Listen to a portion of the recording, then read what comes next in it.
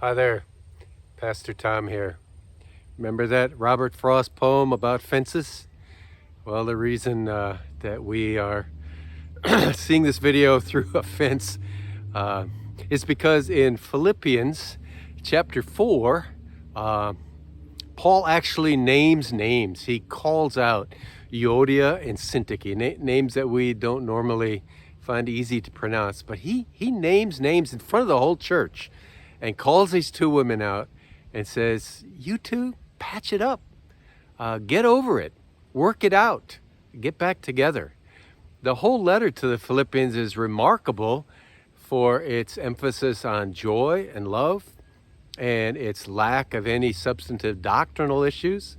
But boy, when he gets to chapter 4, he doesn't pull any punches. He names these two women and says, this is important stuff for the church. You two get back together. Where did Paul get that from? He got it from Jesus, where he got everything. In the Sermon on the Mount, Jesus says, hey, if you're coming up to worship and remember that a brother or sister has something against you, go work it out. Go fix it up. Go get reconciled and restored, and then come back and worship together and offer your gifts at the altar. This last year and a half for all of us has been a brutal year relationally. All of us are struggling because people that we once enjoyed sweet fellowship with have typed out opinions that are opposed to ours, are strikingly contrary to ours. People we once respected greatly, now we know where they stand on some things. And it has become very challenging for all of us to figure out, how do I get back?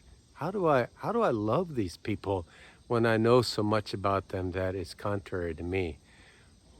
We're all like those gymnasts who are just falling off the apparatus all over the place, all of us.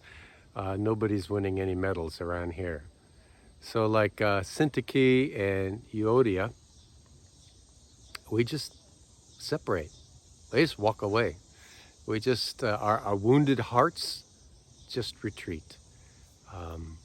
In the church, we have been commanded by Jesus himself at the Last Supper to love one another. Jesus at the Last Supper said, this is my new commandment.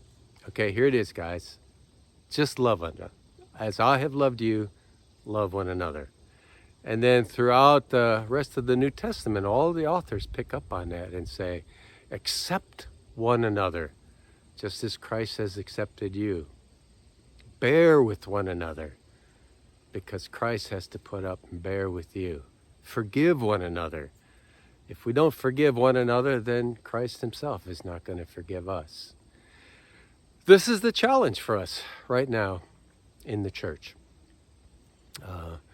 What the last year and a half has shown us is that what we thought we were doing as church prior to it has now sort of like been revealed by an x-ray of the COVID year, an x-ray that says on the surface it looked pretty good, but underneath there's a lot of breaks and fissures. Ooh, look at this over here, little fawn come to see me. Anyways, and we can't fix the church. We can't control the church. We can't get back to normal. And I think it's okay to lament what's broken. I think it's okay to gather together and say, we're imperfect. And sometimes God does his best work right in those very places where we are uncomfortable, where we are aware of our great mess. So, are there fences that have come up between you and somebody? Have you let fences spring up between you and somebody? Does your clear-eyed vision of a speck in someone else's eye, has it caused you to walk with your feet and just say, I'm out of here. I've had it. I'm done. Don't do that. Don't do that. Right now, Jesus calls us to a visible unity not just in doctrine, but a visible unity. We need to come back together and learn, even when it's awkward or difficult, to work through some of the issues that we have with one another. Jesus calls us to the graduate school of discipleship. What is the graduate school of discipleship? Learning how to love. We can do a lot of things easily. We can take notes, we can preach sermons, we can lead Bible studies, we can memorize a bunch of stuff.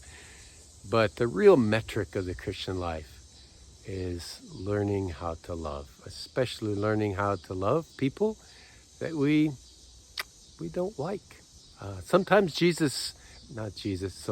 sometimes Sherry, when I'm being very candid and expressing myself to her, she would just stop me and say, Tom, put your big boy pants on.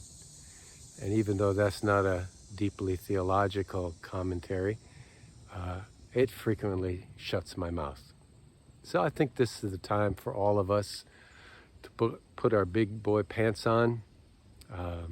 The Holy Spirit's good at what he does, and he's already making known to you what the name in Roanoke is equivalent to Yodi and Syntyche. So Paul says, I urge you, I entreat you, be reconciled to one another. Brothers and sisters, let's not love in words and deeds, but in practice. Okay? Thank you.